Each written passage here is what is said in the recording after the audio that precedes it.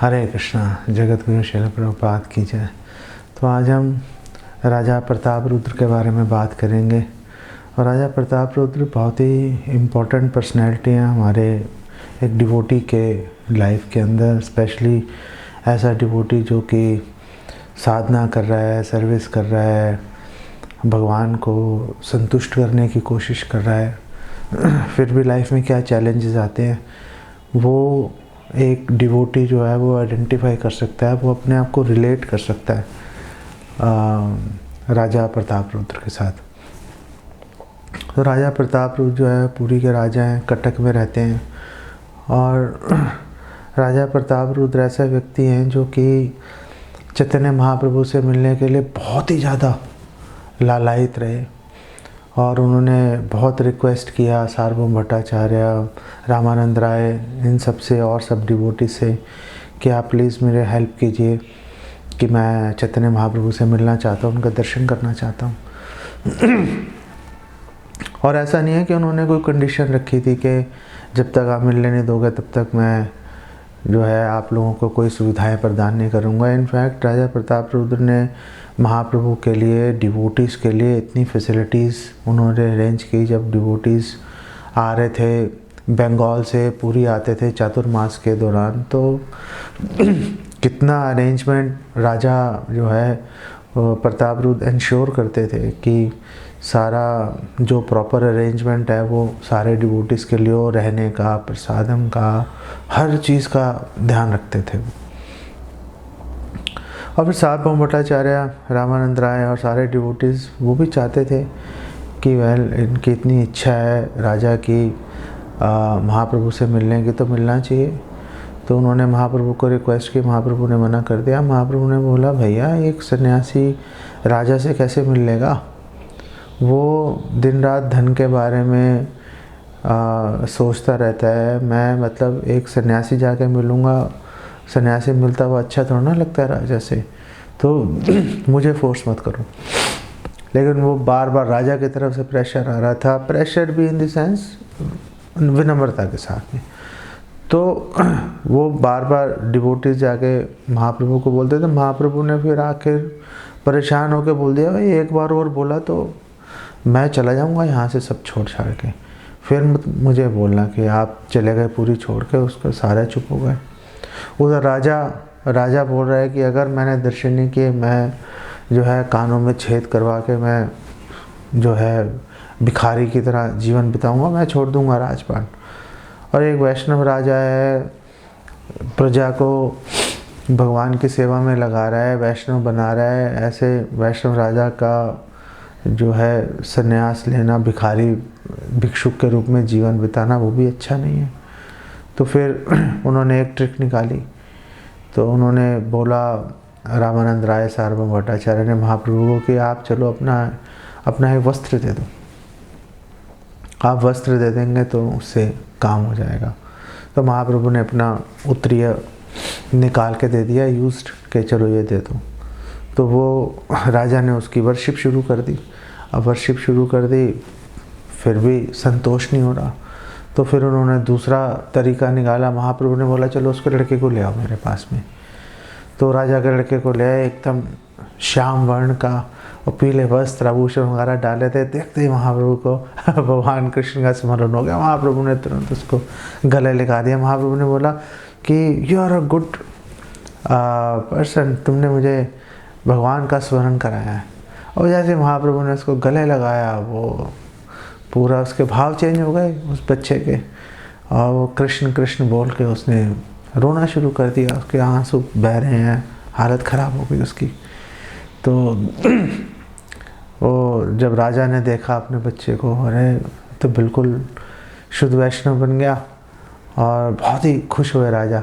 राजा ने उसको गले से लगाया अपने बच्चे को, तो उनके अंदर भी वही जो विकार उनके शरीर में दिखाई देने शुरू हो गए।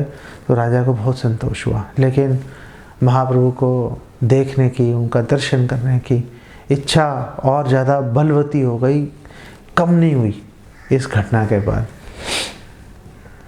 तो एक बार राजा को पता चला महाप्रभु नृत्य कर रहे हैं। अब महाप्रभु पूरी में सार्वजनिक नृत्य कर रहे थे।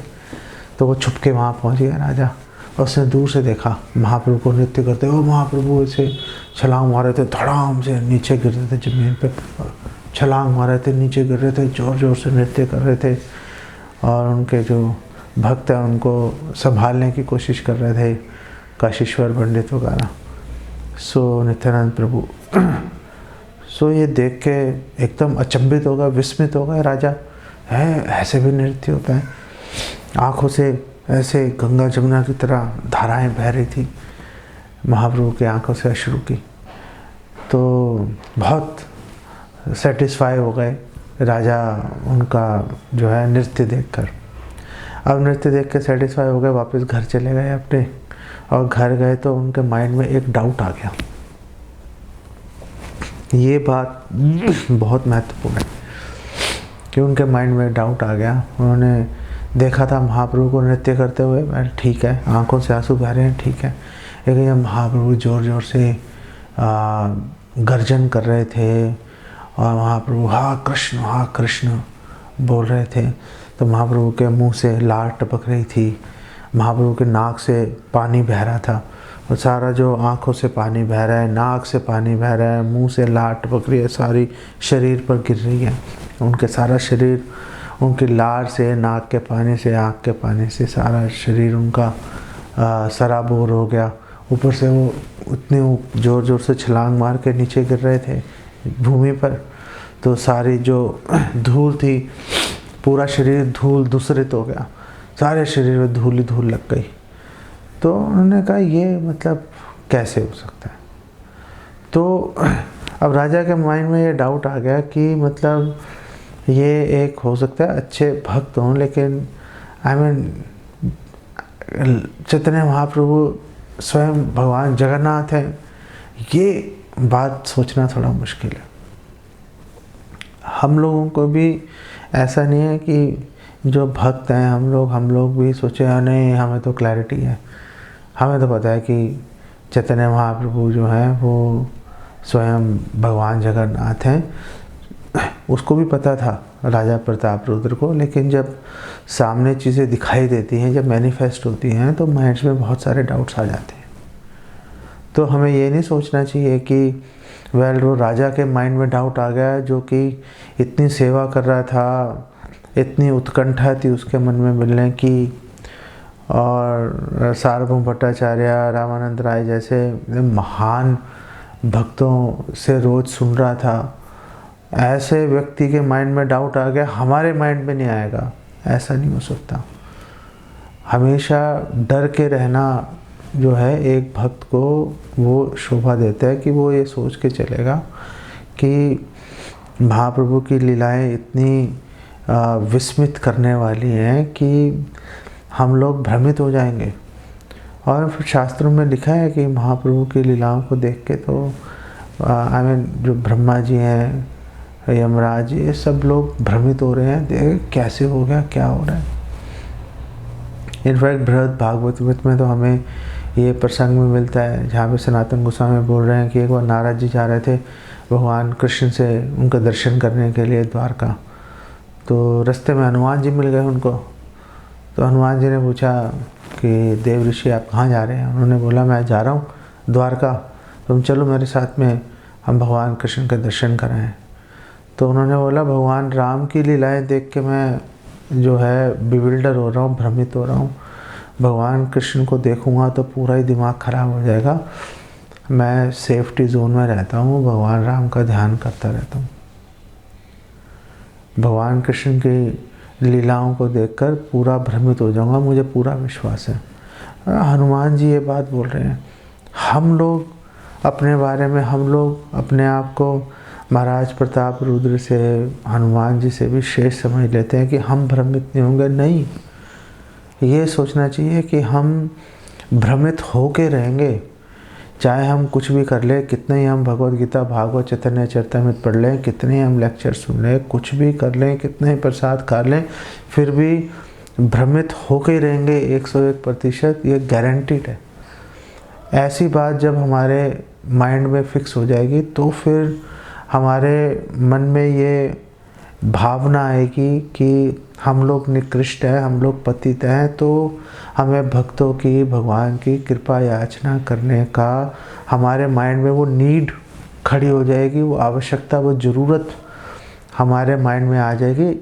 जब तक हम ये बात नहीं सोचेंगे कि हम लोग बहुत आसानी से भ्रमित हो सकते हैं, भ्रमित हैं भी, पूरे कन्विंस्ड अभी भी नहीं है, और जब भगवान को साक्षात देखेंगे, भगवान की लीला देखेंगे तो और ज़्यादा भ्रमित हो जाएंगे। और भगवान टेस्ट लेते ही हैं, ऐसा नहीं है कि भगवान टेस्ट नहीं लेते।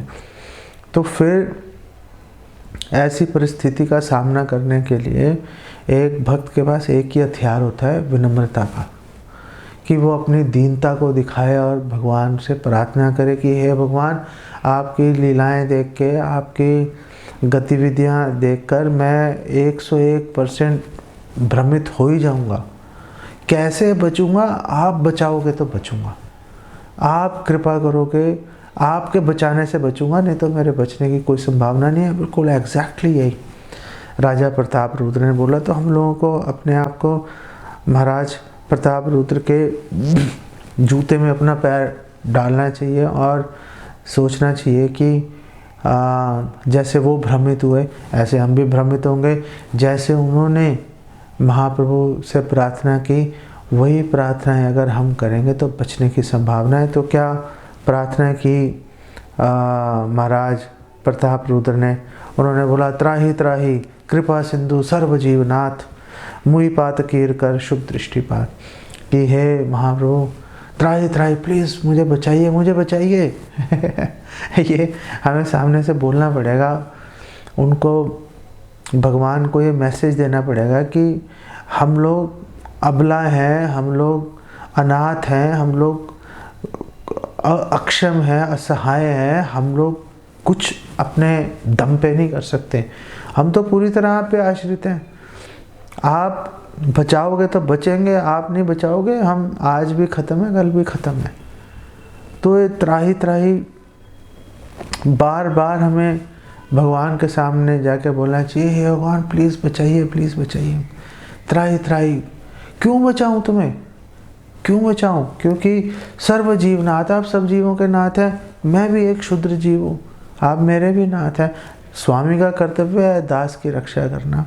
और चाहे मेरे मन में वो भावना है कि नहीं है कि मैं वास्तव में आपका दास हूँ, लेकिन मैं कम से कम किताबी रूप से, कम से कम थ्योरेटिकली तो मैं ये सोच ही रहा हूँ ना कि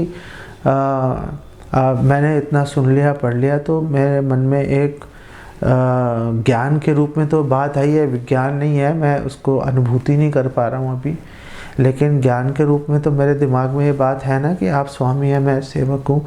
तो स्वामी का कर्तव्य है ना सेवक की रक्षा करना। और आपने बोला तो था, आपने 4 कुमारों को, कि मैं अपने सेवकों की रक्षा के लिए अपना हाथ भी कटवा सकता हूँ। हम आपको ये नहीं कह रहे आप हाथ कटवाइए हमारे लिए, लेकिन हमारी रक्षा तो कीजिए प्लीज़। आप नहीं बचाएंगे कहाँ जाएंगे हम, कैसे रक्षा करेंगे? आपको कुछ नहीं करना, कुछ नहीं करना, आपको किसी से लड़ाई नहीं करनी। मुई पात कीर कर शुभ दृष्टिपात, आप बस मेरे ऊपर अपनी कृपा कटाक्ष, अपनी शुभ दृष्टि आप मेरे पर डालिए अपने विस्फार नेत्रों द्वारा। आप प्लीज़ अपनी दृष्टिपात करने से ही आप मेरी रक्षा कर लेंगे। आप सक्षम है, आपकी इच्छा मात्र से सारे काम पूरे हो जाते हैं, आप हम पे दृष्टिपात करेंगे, क्यों नहीं होगा? कोई सवाल नहीं है। त्राही त्राही स्वतंत्र विहारी कृपा सिंधु, त्राही त्राही श्री कृष्ण चैतन्य दीन बंधु। हे चैतन्य महाप्रभु आप दीन बंधु हैं और हम दीन हैं, हमारे पे नहीं काम, आप दया दिखाओगे तो फिर आपका दीन बंधु नाम आपका सार्थक कैसे होगा? नाम को सार्थक करना भी तो इम्पोर्टेंट है ना। तो आप प्लीज़ अपने नाम को सार्थक कीजिए। आप इंडिपेंडेंट हैं, मान लिया आप दया करेंगे करेंगे, नहीं करेंगे कोई दोष नहीं है आप पे, लेकिन आप कृपा के सिंधु हैं, आप कृपा के सागर हैं। आपका स्वभाव है नेचुरल कि आप दया करते ही हैं। कोई मांगेगा नहीं मांगेगा, आप दया करते हैं। कोई मुंह से बोल रहा है, मन में ऐसी भावनाएं नहीं है, लेकिन आप स्वीकार कर लेते हैं उस बात को। यह स्वीकार करेंगे तो आप तभी आपका जो दीन बंधु नाम है वो आपका सार्थक होगा। त्राहि त्राहि सर्वदेव वंद्य रमाकांत, आप लक्ष्मीपति हैं और सभी देवताओं के द्वारा पूजनीय है। त्राहि त्राहि भक्त जन वल्लभ एकांत, और आप ही सारे भक्तों के प्रति जो है बहुत ही दयालु हैं, सारे भक्तों के हित के बारे में सोचते हैं। त्राहि त्राहि, प्लीज़ आप मेरी रक्षा कीजिए, प्लीज़ मेरी रक्षा कीजिए, मैं रक्षा करने के योग्य हूँ।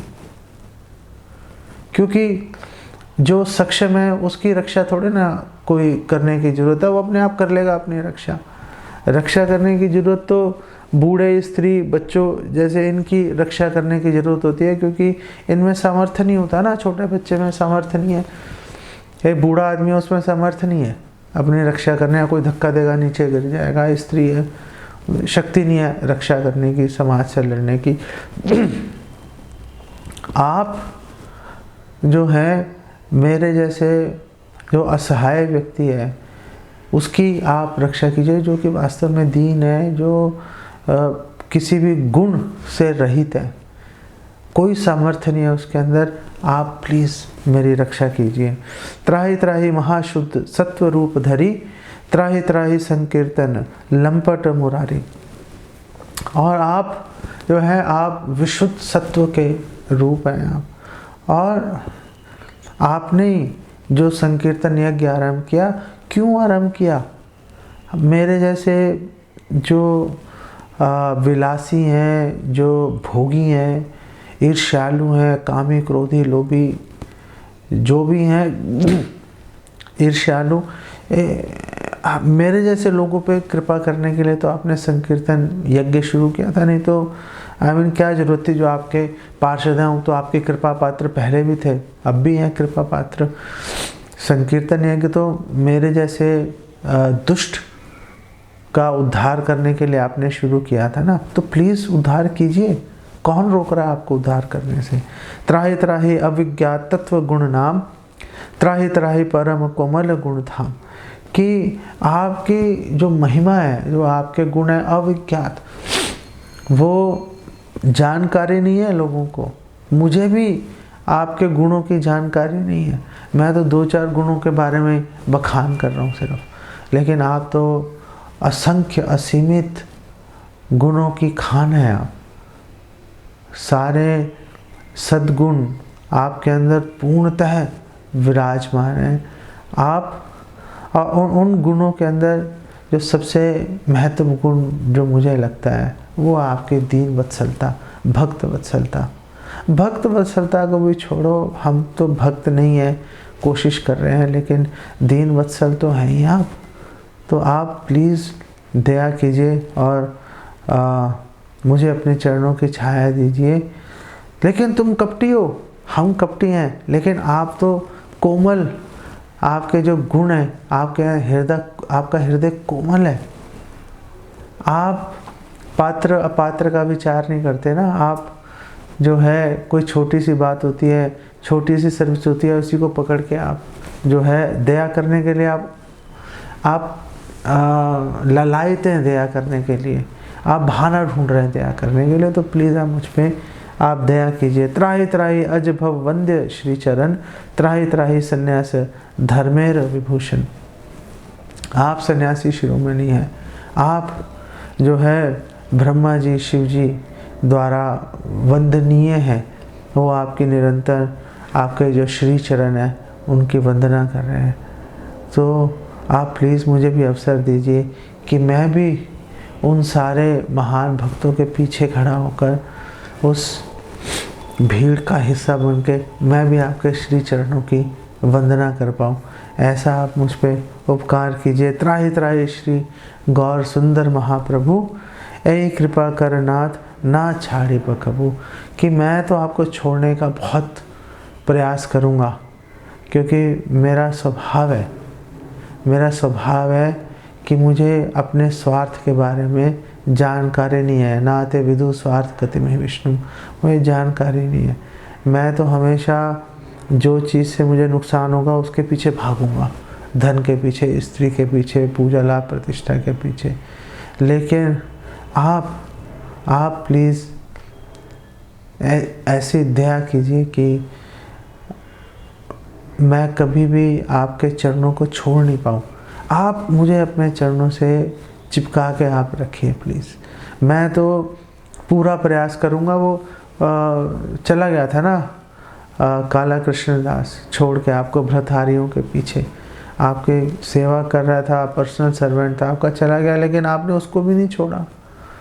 आपने उसको भी नहीं छोड़ा, उसको भी पकड़ के लाए। आप प्लीज़ मुझे भी आप ज़बरदस्ती पकड़िए और मुझे आप खींच के अपने चरणों से आप पास रखिए, तो मेरा जो है कुछ आशा की किरण होगी, कुछ मैं आपकी सेवा में नियुक्त हो पाऊँगा, कुछ मैं गुरु की जो है उनकी इच्छा का पालन कर पाऊँगा। आपके बिना मुझे बचाने वाला कोई व्यक्ति है नहीं बेसिकली। तो ये भावना के साथ अगर हम बार बार प्रे करेंगे, बार बार अपने आप को याद दिलाएंगे कि किस प्रकार महाप्रभु सारे गुणों की खान है और महाप्रभु की दया से ही हम हर प्रकार के भ्रम इत्यादि से बच सकते हैं, तो जाके हमारी जान छूटेगी, अदरवाइज़ बहुत प्रॉब्लमेटिक है। यहाँ पे इसको विराम देते हैं। जगत गुरु श्रील प्रभुपाद की जय। हरे कृष्ण।